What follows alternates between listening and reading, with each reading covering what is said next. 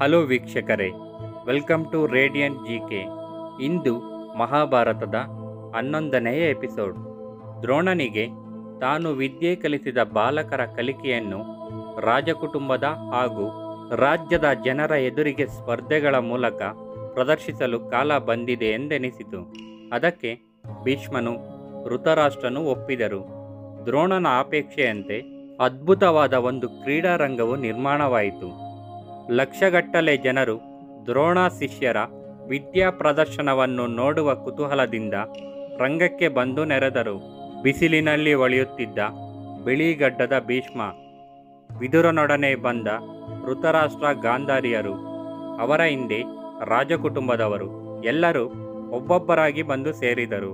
ಬ್ರಾಹ್ಮಣರು ವೇದಘೋಷ ಮಾಡುತ್ತಿರಲು ದ್ರೋಣ, ಅಶ್ವತ್ಥಾಮರು ರಂಗಪ್ರವೇಶ ಮಾಡಿದರು. ವ್ಯಾಸನು ಅಲ್ಲಿಗೆ ನೋಡುವುದಕ್ಕೆ ಬಂದಿದ್ದನು. ರಾಜಕುಮಾರರು ಒಬ್ಬೊಬ್ಬರಾಗಿ ಆಚಾರ್ಯರಿಗೆ ನಮಸ್ಕರಿಸಿದರು. ಅವರ ವಿದ್ಯೆಯ ಪ್ರದರ್ಶನ ಪ್ರಾರಂಭವಾಯಿತು.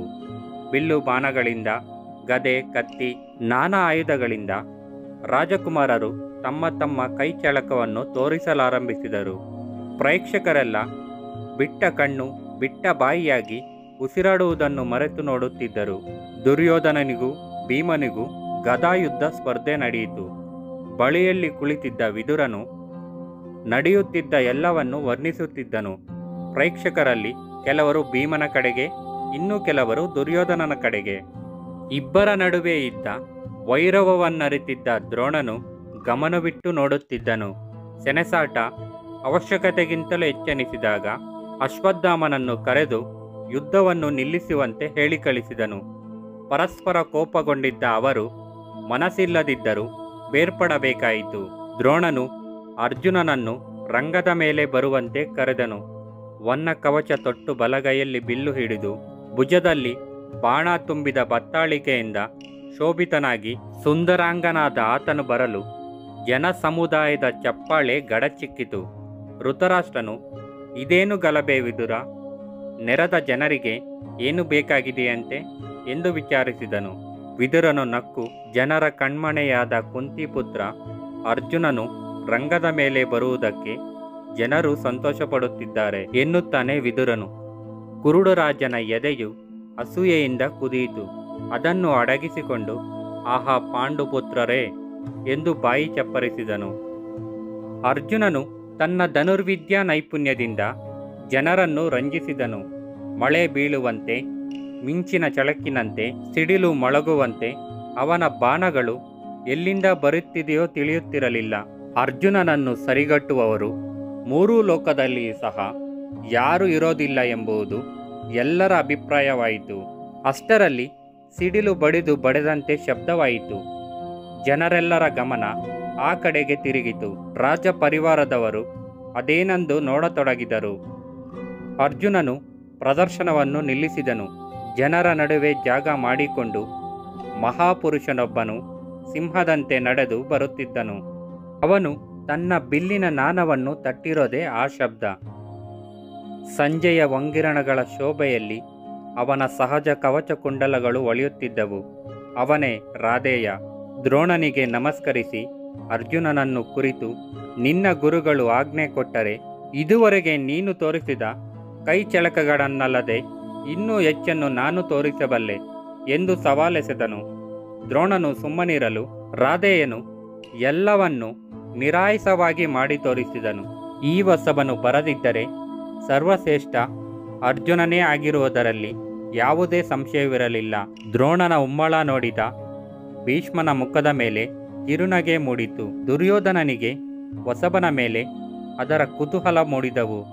ಅರ್ಜುನನಿಗೆ ಅಪಮಾನದಿಂದ ಮುಖ ಕೆಂಪಾಯಿತು. ಧರ್ಮರಾಜನಿಗೆ ಮನಸ್ಸಿಗೆ ಆತಂಕ ಉಂಟಾಯಿತು.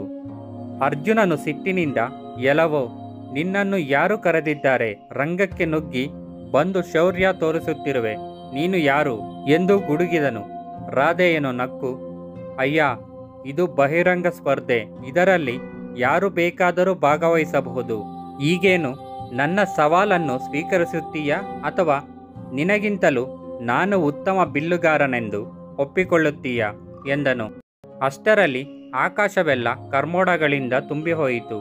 ಮೋಡಗಳ ನಡುವೆ ನುಸುಳಿ ಬಂದ ಸೂರ್ಯನ ವಂಗಿರಣಗಳು ರಾಧೆಯನ ಮೇಲೆ ಪ್ರಕರಿಸಿದವು. ಅರ್ಜುನನ ಮೇಲೆ ಮೋಡಗಳ ನೆರಳು ಜನಸಮುದಾಯದ ಮೆಚ್ಚುಗೆ ಹೆಚ್ಚಾಗಿ ಹೋಯಿತು.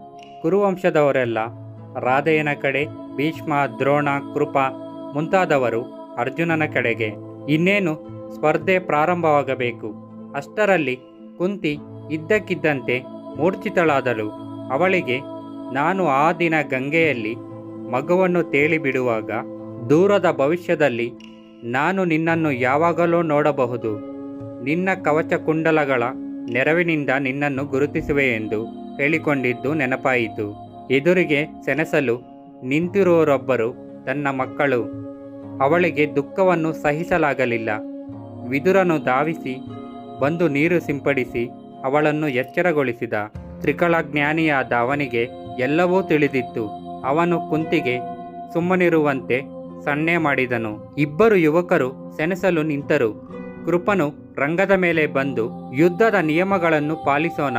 ಪಾಂಡವನಾದ ಈ ಅರ್ಜುನನು ಕುಂತಿಯ ಚಿಕ್ಕ ಮಗ, ಕುರುವಂಶಕ್ಕೆ ಸೇರಿದವನು. ಎಲೈ ತರುಣನೇ, ನೀನೀಗ ನಿನ್ನ ತಂದೆ ಯಾರು, ವಂಶ ಯಾವುದು, ಯಾವ ರಾಜ್ಯಕ್ಕೆ ಅಧಿಪತಿ ನೀನು ಎಂಬುದನ್ನು ಸಭೆಗೆ ತಿಳಿಸಬೇಕು. ಪರಸ್ಪರ ಸರಿಸಾಟಿಯಾದವರ ನಡುವೆ ಮಾತ್ರ ದ್ವಂದ್ವ ನಡೆಯತಕ್ಕದ್ದು ಎಂದನು. ರಾಧೆಯನ ಮುಖ ಬಾಡಿತು.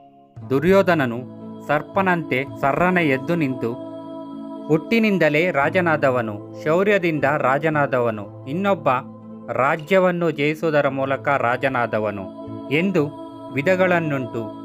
ಶೌರ್ಯವೆಂಬುದು ಕೇವಲ ಕ್ಷತ್ರಿಯರ ಜನ್ಮಸಿದ್ಧ ಹಕ್ಕೇನೂ ಅಲ್ಲ. ಈ ಅರ್ಜುನನು ರಾಜನಲ್ಲದವನೊಂದಿಗೆ ಸೆಣಸುವುದಿಲ್ಲ ಎಂದು ನೆಪ ತೆಗೆಯುವುದಾದರೆ, ಇದೋ ನಾನು ಸದ್ಯದಲ್ಲಿ ರಾಜನಿಲ್ಲದ ಅಂಗರಾಜ್ಯಕ್ಕೆ ಇವನನ್ನು ರಾಜನಾಗಿ ಮಾಡುತ್ತೇನೆ. ದ್ವಂದ್ವ ಯುದ್ಧ ನಡೆಯಲಿ ಎಂದವನೇ ಜನರಲ್ಲಿ ಅಚ್ಚರಿಯಿಂದ ನೋಡುತ್ತಿರಲು ಭೀಷ್ಮ, ಋತರಾಷ್ಟ್ರರ ಸಮ್ಮತಿಯೊಂದಿಗೆ ಪವಿತ್ರಜಾಲ ಮುಂತಾದ ಪರಿಕರಗಳನ್ನು ಧರಿಸಿ ಬ್ರಾಹ್ಮಣರ ವೇದಘೋಷಗಳ ನಡುವೆ ರಾಧೆಯನಿಗೆ ಅಂಗರಾಜ್ಯಾಭಿಷೇಕ ಮಾಡಿಬಿಟ್ಟನು. ಹೊಸಬನೇ, ಈಗ ನೀನು ರಾಜನು, ಅರ್ಜುನನಿಗಿಂತ ಮಿಗಿಲಾದವನು. ಅವನೊಡನೆ ಸೆಣಸಿ ನಮಗೆ ಸಂತೋಷವನ್ನುಂಟು ಮಾಡು ಎಂದು ಅವನ ಬೆನ್ನು ತಟ್ಟಿದನು. ರಾಧೆಯನ ಗಂಟಲು ಕಟ್ಟಿತು. ಕಣ್ಣೀರು ಸುರಿಸುತ್ತಾ, ದೊರೆಯೇ, ನನಗೆ ನೀನು ತೋರಿದ ಈ ಮರ್ಯಾದೆಗೆ ಏನನ್ನಬೇಕೋ ತಿಳಿಯುತ್ತಿಲ್ಲ. ನಾನು ಇದಕ್ಕೆ ಯೋಗ್ಯನೆಂದು ನನಗನಿಸುತ್ತಿಲ್ಲ. ಈ ಋಣವನ್ನು ಹೇಗೆ ತೀರಿಸಲಿ ಎನ್ನಲು ದುರ್ಯೋಧನನು ನಕ್ಕು, ತರುಣನೇ, ನೀನು ಯಾರೇ ಆಗಿರು, ನಿನ್ನನ್ನು ನೋಡಿದರೆ ಲೋಕವನ್ನೇ ಆಳಲು ಹುಟ್ಟಿದವನಂತೆ ಕಾಣುತ್ತಿದ್ದೀಯ. ನಾನು ನಿನಗೆ ಕೊಟ್ಟಿದ್ದಕ್ಕೆ ಪ್ರತಿಯಾಗಿ ನೀನು ಏನನ್ನೂ ಕೊಡಬೇಕಾಗಿಲ್ಲ. ನಿನ್ನ ಪ್ರೀತಿ ಹೊಂದಿದ್ದರೆ ಸಾಕು ಎಂದನು. ಇಬ್ಬರು ಸ್ನೇಹದಿಂದ ಪರಸ್ಪರ ಅಲಿಂಗಿಸಿಕೊಂಡರು. ಇಡೀ ಸಭೆಯೇ ಭಾವುಕವಾಯಿತು. ದೊರೆ ಎಂದರೆ ಹೀಗಿರಬೇಕು, ಎಂಥ ದೊಡ್ಡ ಮನಸ್ಸು ಎಂದಿಕೊಂಡರು. ಆಗ ಜನರ ನಡುವೆ ಒಬ್ಬ ವೃದ್ಧನು ಕೋಲೂರಿಕೊಂಡು ಜನರ ನಡುವೆ ದಾರಿ ಬಿಡಿಸಿಕೊಂಡು ಬರುತ್ತಿದ್ದಾನೆ. ನೋಡಿದೊಡನೆಯೇ ಅಪ್ಪ ಎನ್ನುತ್ತಾ ರಾಧೆಯನ್ನು ಧವಿಸಿ ಬಂದು ನಮಸ್ಕರಿಸಿದನು. ನನ್ನ ಮಗುವೆ, ನಿನ್ನ ಅದೃಷ್ಟವು ತೆರೆದಿದ್ದನ್ನು ಕಂಡು ನನಗೆ ತುಂಬ ಸಂತೋಷವಾಗಿದೆ. ದುರ್ಯೋಧನ ಮಹಾರಾಜನ ಜೊತೆಗೆ ಚೆನ್ನಾಗಿ ಬಾಳು ಎಂದನು. ಅಧಿರಥನನ್ನು ಕಂಡನೊಡನೆ ಎಲ್ಲರಿಗೂ ರಾಧೆಯನು ಸೂತಪುತ್ರನೆಂಬುದು ತಿಳಿದು ಹೋಯಿತು. ಈ ಬೆಳವಣಿಗೆಯನ್ನು ಕಂಡ ಪಾಂಡವರ ಮುಖದ ಮೇಲೆ ತಿರಸ್ಕಾರದ ಮುಗುಳ್ನಗೆ ಮೂಡಿತು. ಸಮಾಧಾನ ನೆಲೆಸಿತು.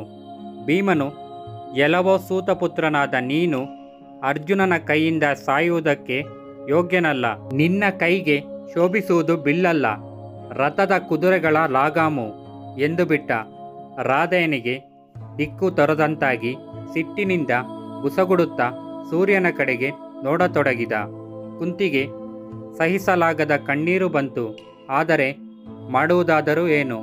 ದುರ್ಯೋಧನನು ಕೋಪಗೊಂಡ ಸರ್ಪವು ವಿಷವನ್ನು ಕಕ್ಕುವಂತೆ, ಭೀಮ ಕ್ಷೇತ್ರಿಯನಾದ ನಿನಗೆ ಈ ಮಾತು ಯೋಗ್ಯವಲ್ಲ. ನಾನು ಈ ಮೊದಲೇ ಹೇಳಿದಂತೆ ಶೌರ್ಯವು ಕ್ಷೇತ್ರಿಯರ ಹಕ್ಕುದಾರಿ ಮಾತ್ರವೇ ಅಲ್ಲ, ನದಿಗಳಿಗೂ ವೀರರಿಗೂ ಜನ್ಮ ಮುಖ್ಯವಾದದ್ದು. ಮಹಾತ್ಮರ ಜನ್ಮ ನಿಗೂಢವಾಗಿಯೇ ಇರುವುದು. ದ್ರೋಣ ಹುಟ್ಟಿದ್ದು ಮಡಕೆಯಲ್ಲಿ, ನಿನ್ನ ನನ್ನ ತಂದೆಯರು ಹುಟ್ಟಿದ್ದು, ವಿದುರನು ಹುಟ್ಟಿದ್ದು ಎಲ್ಲಿ ಹೇಗೆಂಬುದು ನಿನಗೆ ಗೊತ್ತೇ ಇದೆ. ಇನ್ನು ನಿಮ್ಮ ಮುಟ್ಟನ್ನು ಸ್ವಲ್ಪ ಯೋಚಿಸಿಕೊಳ್ಳಿ. ನೀವೆಲ್ಲ ನಿಮ್ಮ ತಾಯಿಯ ಮಕ್ಕಳು ಸರಿ, ಆದರೆ ತಂದೆಯರು? ಈ ತರುಣನ ಕ್ಷೇತ್ರೀಯ ಲಕ್ಷಣಗಳು ನಿಮ್ಮ ಗಮನಕ್ಕೆ ಬರದಿರುವುದು ಅಚ್ಚರಿಯೇ ಸರಿ. ಸಿಂಹವು ಜಿಂಕೆಯ ಹೊಟ್ಟೆಯಲ್ಲಿ ಹುಟ್ಟುವುದೇ? ಇವನು ಕ್ಷತ್ರಿಯನೇ ಆಗಿರಬೇಕೆಂದು ನಿನಗೇಕೆ ಅನಿಸುತ್ತಿಲ್ಲ? ನಾನು ಅವನನ್ನು ಅಂಗರಾಜ್ಯರನ್ನಾಗಿ ಮಾಡಿರುವೆ, ಆದರೆ ಅವನಿಗೆ ಈ ಭೂಮಿಯನ್ನೇ ಆಳುವ ಯೋಗ್ಯತೆ ಇದೆ. ಅವನು ಶೂರ. ಅರ್ಜುನನಿಗೆ ಧೈರ್ಯವಿದ್ದರೆ ಅವನನ್ನು ಎದುರಿಸುವಂತೆ ಹೇಳು ಎಂದನು. ಸಭೆಯು ಬಲೆ ಎಂದಿತು. ನಾಟಕೀಯವಾಗಿ ಪ್ರಾರಂಭವಾದ ಸ್ಪರ್ಧೆ ನಾಟಕೀಯವಾಗಿಯೇ ಮುಗಿಯಿತು.